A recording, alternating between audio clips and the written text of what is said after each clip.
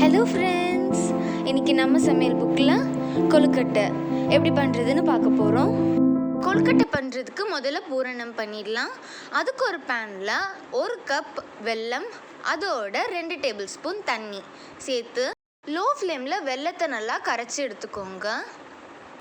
இப்போ ஒரு பேனில் 1 டீஸ்பூன் நெய் சேர்த்து அதோட 2 கப் துருவின தேங்காய் சேர்த்து லேசாக மிக்ஸ் பண்ணிக்கோங்க.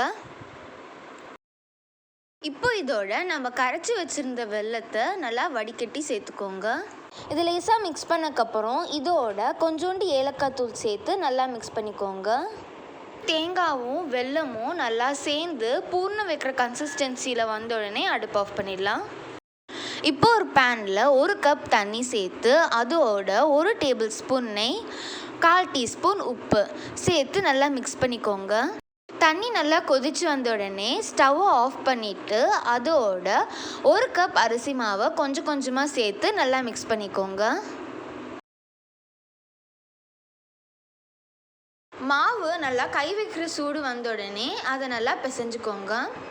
இது ரொம்ப ட்ரையாக இருக்கிற மாதிரி இருந்ததுன்னா திரும்பியும் கொஞ்சம் தண்ணியை சூடு பண்ணி சேர்த்து பிசைஞ்சு எடுத்துக்கோங்க.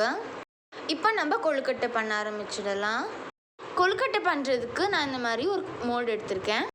அதில் நம்ம பிசைஞ்சு வச்சுருந்த அரிசி மாவுலேருந்து தேவையான அளவு மாவு எடுத்து 2 பக்கமும் வச்சு நல்லா ஈவனாக ஸ்ப்ரெட் பண்ணிக்கோங்க.